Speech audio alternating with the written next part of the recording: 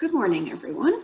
Today we're going to be talking about understanding, and I just noticed I have a little rainbow on my face. You might have seen I have little window sun crystals in my windows, and putting rainbows everywhere. And this morning it's right on my face. So if you're wondering, that's why. So we're going to be talking about understanding today, and I'm going to be telling you a story, but this time it is a true story. Told by a man named Razik Brown in an interview. So he received a Young Activist Award. He's only 19 years old when he told this story.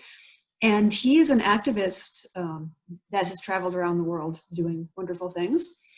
And he tells the story of when he was only 14, how he first got that initial spark that started him down the road of social activism.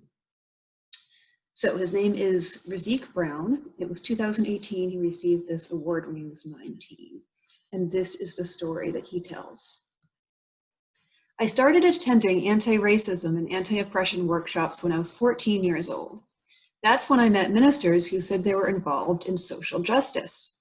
I had heard the term social justice before, but I really didn't know what it meant. Then I went to Sierra Leone in Africa, which is where my mom is from. Freetown, Sierra Leone was eerily like a serf system. You had people who had money, and the only way people without money could get money was to work for the people who had the money, so as servants or whatever. I visited at Christmas. This opened my eyes to how socialized and corporatized Christmas is in the United States. Don't get me wrong, I love Christmas, but at the same time, Sierra Leone was the poorest nation in the world, and I had seen poverty before, but I'd never seen poverty like that before.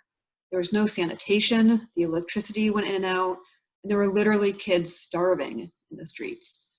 Christmas in that setting was completely different. I had these feelings of knowing that I wanted to do something, but what could I do? I was only 15 years old at the time. I could have given away all my money to some people on the streets, but there would have been more people asking for more money the next day. So what was the point? I believed that the world was really great, but I was seeing that the world wasn't the same for everybody, like it should be, which got me thinking. Then one day at a house down the road from where my aunt lived, I saw that a little boy was really cut up after falling out of a tree.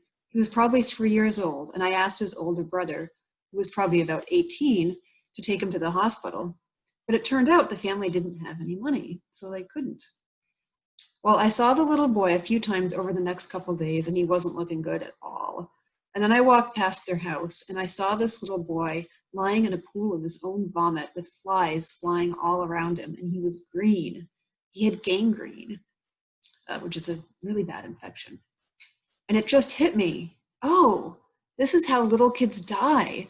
This is what a high child mortality rate looks like. It's right there in front of him. This is something that actually happens in the world.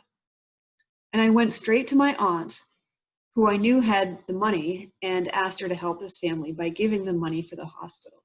She did, and 3 days later, this little boy is running around like nothing's happened. And that's how I started to figure out what social justice means, and that it begins with me, with all of us. To me, peace isn't about feeling good all the time. It's about making tough decisions. No higher power figures it out for you. You can't take the easy way out. You've got to figure it out for yourself. So those are the words of Razik Brown. So did he experience anything in Sierra Leone that we would consider unjust? I would say certainly he saw just the fact of people not having enough to eat and the starving kids he saw in the streets. That in itself is unjust. And the fact that this boy who got this gangrene infection, they couldn't do any of the family, didn't have the money to take him to the hospital. In spite of all the people around them that had money, they couldn't, and he nearly died. So Razik saw this And he used his spheres of influence. Remember last week we talked about spheres of influence. So which spheres of influence did he use in this story? Well, he saw this little boy that was a part of his larger community, right? And then he realized he couldn't do it by himself, right? He needed help. He didn't personally have that money, but he used the sphere of influence of his close family, his aunt. And he explained to his aunt and talked to his aunt about what he had seen, and his aunt helped him. So he reached out to help for help from his aunt. And his aunt gave him the money because we can't always do things and make a difference by ourselves. We often have to ask for help from other people. So do you think Razik gained any understanding from this experience? He probably understood some things after the trip that he had never thought of before he'd gone on this trip. And what might some of those things be? Well, certainly he didn't realize, remember he said like he loved Christmas, but he didn't, and he understood that some people were poor, but he didn't realize how poor they could be. And he didn't understand what that meant, that they don't have enough food, that they don't always have electricity. He didn't have that understanding of what it actually meant until he saw it and was there for himself. Or understanding that something like a little cut from a fall, if you're poor and don't have money, that could have led to the death of this child. And he didn't have that understanding before. I think the biggest understanding that he gained from that experience was that he was personally able to make a difference. At first he felt so frustrated, right? Because he saw these horrible things happening and he wanted to do something, but he didn't know what he could do. But then he found a way. He took just one simple step and helped one person. And he realized by helping that one person and reaching out to others for help to do that he could make a difference. All right, next, I'm going to show you some images. These images are pretty nice, huh? But they're by professional artists. I like this one, shade, a stream, a courtyard. Now you might think, yeah, those are pretty nice. I like that ballerina. What's amazing about these images is this artwork was all created by people who are not able to use their hands. So to paint these, they painted them with either their mouths or their feet. Look at that, can you imagine? How do they do that? They don't have the ability to use their arms, and yet they made this beautiful artwork. It's pretty impressive.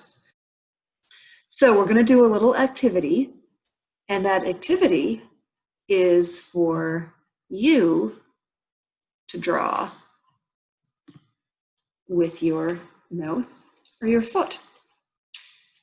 So go ahead and gather some materials. I found a marker worked better than a pencil or pen. It just put the ink better on the paper. And go ahead and take your socks off, try drawing with your foot, try drawing in your mouth. You might wanna do your mouth first because you don't wanna like put the marker in your mouth after having it in your foot, or just make sure you wash the end off in between. Might be a good idea. So go ahead and pause the video and try drawing, find some paper and markers and try drawing with your mouth and your foot. And I will see you when you're done. Okay, so hopefully by now you have tried the activity and tried to draw with your mouth and your foot. How did it go? I'm gonna show you mine. I did mine earlier. And I'm actually sort of proud of my flower. So first I did I tried to write my name with my foot, and that's how it came out.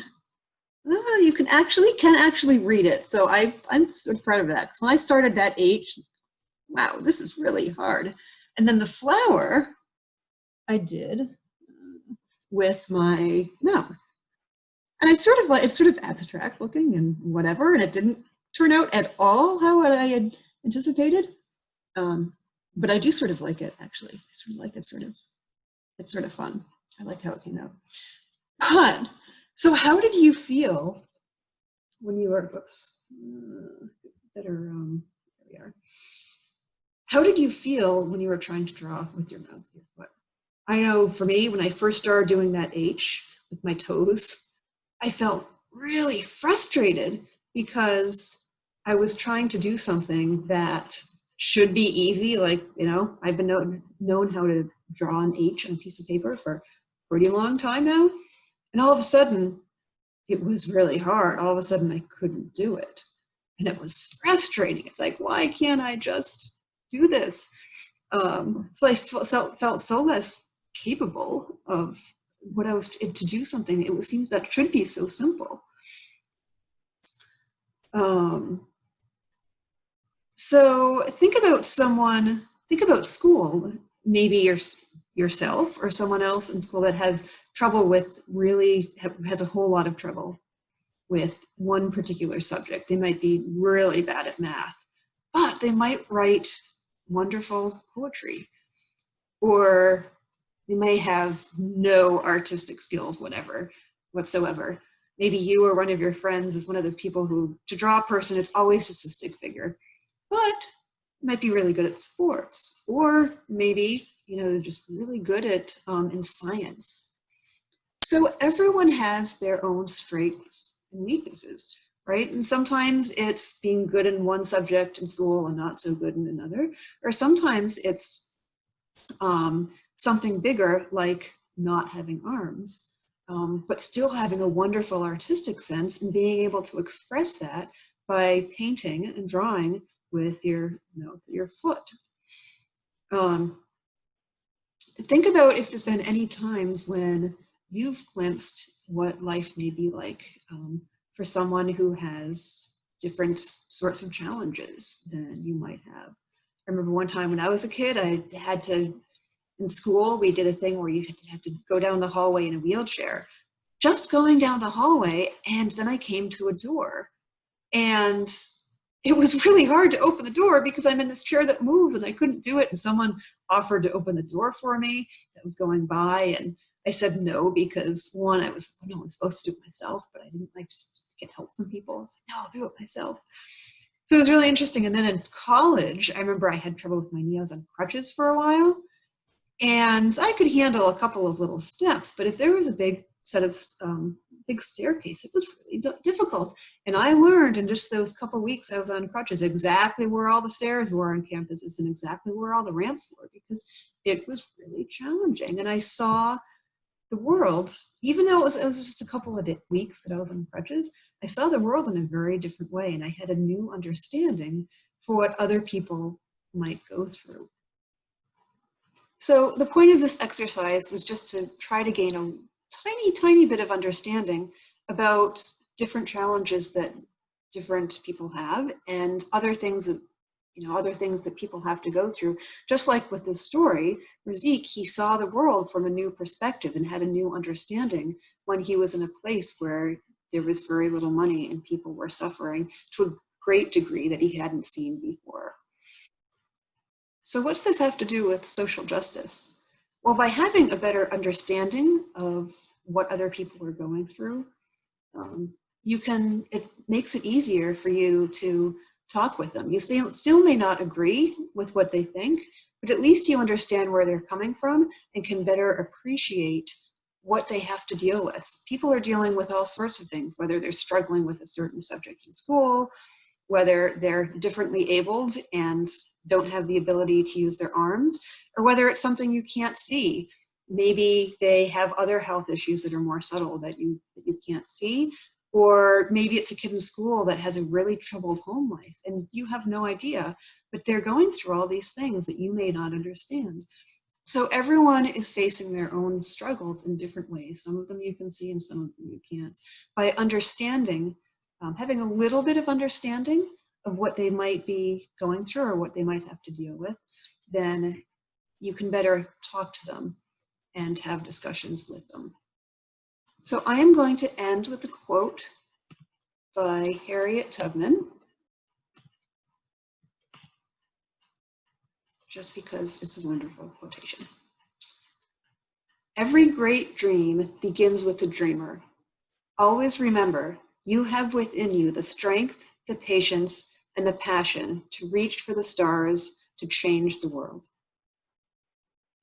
So that is it for this week.